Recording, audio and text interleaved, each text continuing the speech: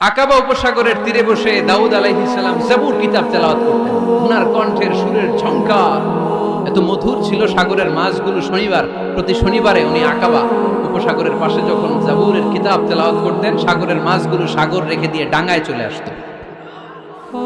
এজন্য আল্লাহ বললেন, খবরদার, শনিবার এই এলাকাতে মাছ শিকার করা আমি হারাম ঘোষণা করলাম। কিবার? এবার দাউদ আলাইহিস সালামের কওমের লোকেরা কৌশল করা আরম্ভ করে দিল। তারা বলল, আল্লাহ বলছে শনিবারে মাছ ধরা হারাম, খবরদার আমরা মাছ ধরবো না, তবে শনিবার আমরা বেড়া দিয়ে রাখবো। কি দিয়ে রাখবো? জাল দিয়ে বেড়ে দিয়ে রাখবো। শনিবারে ধরবো না, রবিবারে যাই ধরবো। খবরদার, শনিবারে ধরবি না, শনিবারে হারাম। হারাম করছে কে? মাছগুলো যখন তেলাওয়াত করতে আসতো, এরা জাল দিয়ে বেড়ে দিয়ে রাখতো চারদিন। শনিবারে ধরতো না, কারণ হারাম। কারণ কি? বেড়ে দিয়ে রাখতো, রবিবারে যে ধরতো। আল্লাহ কি এটা বুঝাইছে? আল্লাহ বুঝাইছে শনিবারে যত মাছগুলো এসেছে এগুলো ধরা যাবে না। এগুলো যখন আবার সাগরের প্রবাহে ভেসে চলে যাবে, তোমরা আবার নৌকা নিয়ে মাছ শিকার করতে পারবে। ঠিক কিনা?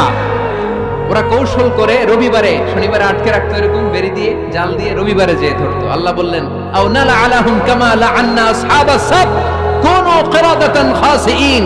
আমার সাথে কৌশল করেছিস, তোদের উপর আমার লানাত, তোরা অভিশপ্ত বানর হয়ে যা।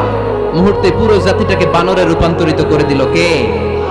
এজন্য খবরদার, আল হিলাতু বিল হারামি হারাম। হারাম খাওয়ার জন্য যে কৌশল করি, এটাকেও হারাম ঘোষণা দিয়েছে কে? আমাদের দেশে আরেকটা সিস্টেম আছে, হিলা বিয়ে আছে না নাই? হিলা বিয়ে কালিয়ারাতে মনে হয় নাই না? এলাকাতে আছে, ভয়ঙ্কর। আর তালাক আল বাইন আল বাইনুনা যখন হয়ে যায় কমপ্লিটলি ডিভোর্স, কোনো সম্পর্ক নেই, তখন ওই স্ত্রীকে যদি আবার ফিরে আনতে হয়, ইসলামের নিয়ম হচ্ছে আরেক জায়গায় হাত্তা তানকিহা যাওজান গায়রা, আরেক জায়গায় বিয়ে হবে, নরমাল প্রসেসে কোনো কারণে তাদের ডিভোর্স হবে, তখন আগের স্বামী স্ত্রীকে আনতে পারে। এটারে অনেকে কৌশল করে, বিয়ের পরে একজন বুড়া মানুষের সাথে বিয়ে দেয়, সামান্য কিছু টাকা পয়সা দিয়ে এক দুই দিন সংসার করাইয়া ডিভোর্স নিয়ে আবার বিয়ে করায়। এরকম আছে না নাই? লাআনা রাসূলুল্লাহি আল মুহাল্লিল ওয়াল মুহাল্লিল্লাহ। সুনানে তিরমিজির বর্ণনা, আল্লাহর হাবিব সাল্লাল্লাহু আলাইহি ওয়াসাল্লাম বললেন, যারা হিলা করে, যারা হিলা করায়, উভয়ের উপর আল্লাহ লানাত।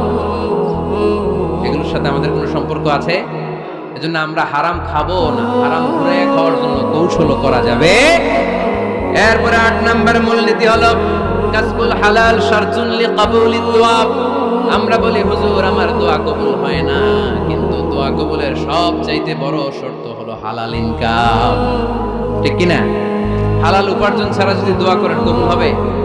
হারাম কিছু খেয়ে যদি আপনার দেহটারে বর্ধনশীল করেন, এই দেহ জান্নাতে ঢুকবে? লা ইয়াদখুলুল জান্নাতা জাসাদুন গুযিয়া বিল হারাম। হারাম দিয়ে বর্ধিষ্ণু যে দেহ, এই দেহ কোনোদিন আল্লাহর জান্নাতে ঢুকবে না। চিল্লায় বলেন ঠিক কি না? ইন্নাল্লাহা তাইয়্যিব লা ইয়াকবালু ইল্লা তাইয়্যিবা। আল্লাহ পবিত্র, আল্লাহ পবিত্র ছাড়া কোনো কিছু গ্রহণ করে না। এক লোক কাবার চারদিকে কাঁদতে কাঁদতে বেহুশ, ইয়া রাব, ইয়া রাব, ইয়া রাব বলে বলে কাঁদতেছে। সাহাবারা দেখে বললাম, সর্বনাশ, আজকের দিনের সব সওয়াব তো এই লোক নিয়ে যাবে, তার চেয়ে বেশি সওয়াব তো কেউই কামাই করতে পারলো না। আল্লাহর হাবিব সাল্লাল্লাহু আলাইহি ওয়াসাল্লাম বললেন, ওয়া মাতআমুহু হারাম, ও যা খায় ওটা হারাম খায়। ওয়া মালবাসুহু হারাম, ও যা পরে হারাম টাকা দিয়ে কেনা ড্রেস আপ।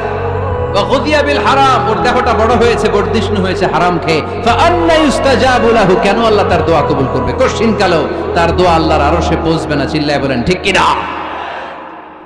এজন্য দোয়া যদি আল্লাহর কাছে মাকবুল করতে চান, আপনার দোয়া যদি আল্লাহর আরশ পর্যন্ত পৌঁছাতে চান, হালাল খাওয়ার দরকার আছে না নাই?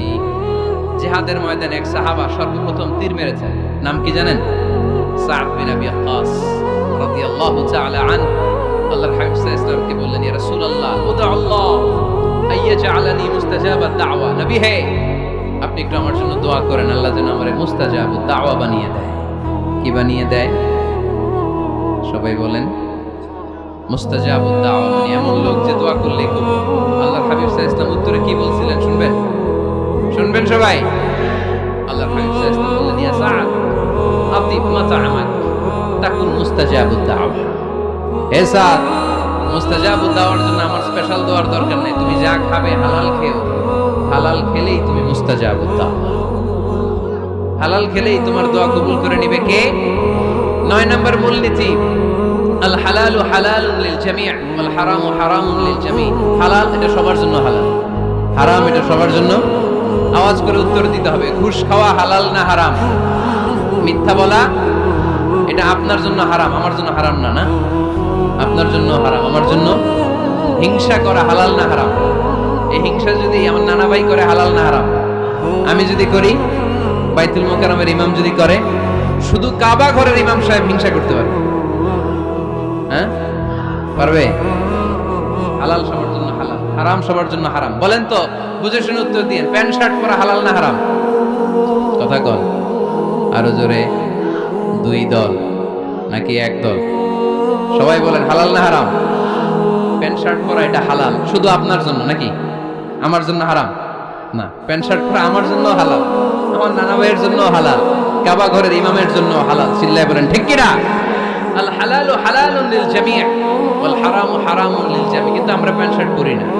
আমাদের এদেশের আলেম ওলামারা ঢিলে ঢালা জুব্বা পরে, সুন্নতি পোশাক পরে, কিন্তু প্যান্ট শার্ট পরা তাদের জন্য হালাল, আমার জন্য হালাল, ইমাম সাহেবের জন্য হালাল। যেটা হালাল এটা সবার জন্য হালাল, যেটা হারাম এটা সবার জন্য হারাম। আওয়াজ করে বলতে হবে ঠিক কিনা?